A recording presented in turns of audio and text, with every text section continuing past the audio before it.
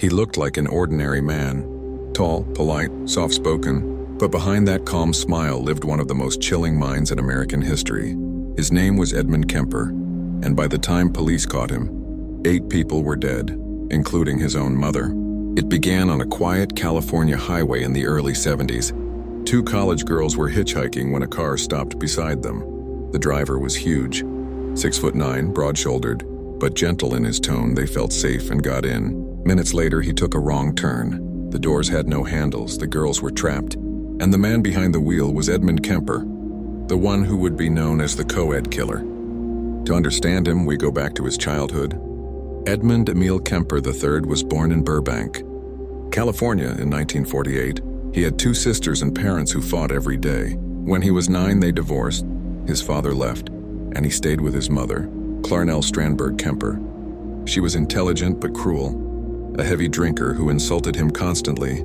She told him he was worthless, said no woman would ever love him. At night, she locked him in the basement because she feared he might hurt his sisters. Down there in the dark, he cried himself to sleep, feeling unwanted and hated by the one person who should have loved him most.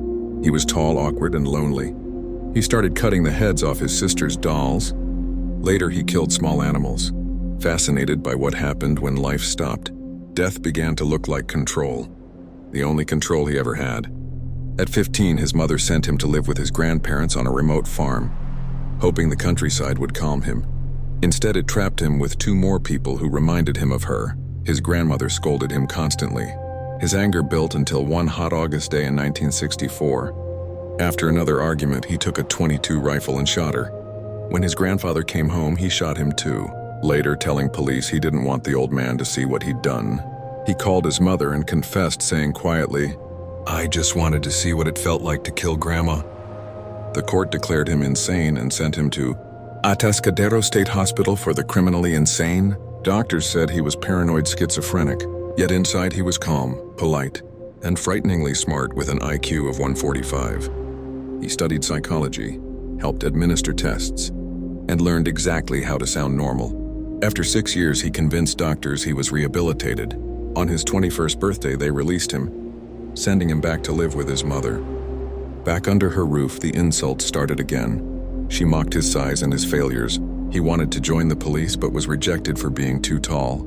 Still, he spent nights drinking with local officers who nicknamed him Big Ed, never guessing the killer he would become. Loneliness consumed him. He drove the highways picking up hitchhikers. At first, he dropped them off safely, practicing self-control.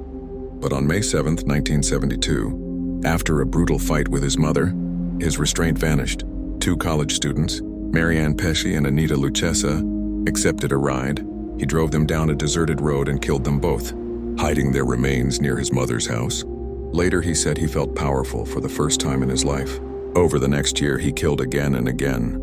15-year-old dancer Aiko Koo disappeared after missing her bus. 18-year-old Cindy Shaw vanished months later. He buried Cindy's head in his mother's garden facing her bedroom window. When police asked why, he said, "Because my mother always wanted people to look up to her." By now, he had a pattern. He picked up young women, killed them, took their bodies home, and disposed of them along the coast. Then he went drinking with the same police officers who were hunting the co-ed killer, calmly asking questions about their investigation. All his rage still pointed to one person, his mother. Every insult echoed in his head. Every night locked in that basement replayed itself. The other murders were rehearsal, each victim a substitute for her. On April 20th, 1973, Clarnell came home from a party, drunk and mocking as always. She told him again that no woman would ever want him. He waited until she fell asleep, then walked into her room with a hammer. He struck her until the house was silent. Afterward, he looked at her body and felt both triumph and emptiness. He decapitated her and shouted at the head, years of hatred pouring out at once. Later, he said, "She always wanted people to look up to her. I made sure she would never speak down to me again." He called his mother's best friend, Sally Hallett, inviting her over for dinner. When she arrived, he killed her too, then packed his car and drove away. For days, he wandered across states, waiting for the news to break. When he heard nothing, he stopped at a payphone in Pueblo, Colorado, and called police himself. At first, they laughed, thinking it was a prank. Big Ed was their friend. But when he described every detail, the names, The dates, the places, they realized it was real. He waited calmly for officers to arrive, and when they did, he surrendered quietly. During interrogation, he spoke like a teacher explaining a lesson, describing each murder with precision, correcting detectives when they got details wrong. One investigator later said, "Talking to Edmund Kemper was like talking to death itself." When asked why he did it, he replied, "My mother. I wanted to kill her for years. The others were just practice runs." At trial, he refused to plead insanity, insisting he knew exactly what he'd done. He was found guilty of 8 counts of first-degree murder and sentenced to life in prison without parole. He remains in the California Medical Facility at Vacaville, polite, cooperative, even helpful to staff. Over the years, he has spoken with FBI agents Robert Ressler and John Douglas. His interviews helped shape the early science of criminal profiling. But intelligence cannot erase horror. His calm descriptions of murder, his perfect manners, his steady voice, they are what make his story unforgettable.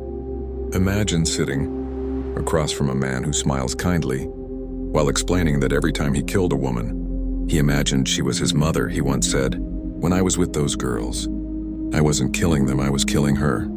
Edmund Kemper's story remains one of the most disturbing in modern crime, not only because of what he did, but because of how normal he seemed.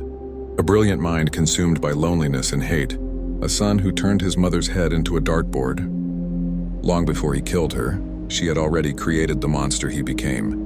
That is the true story of Edmund Kemper, the co-ed killer.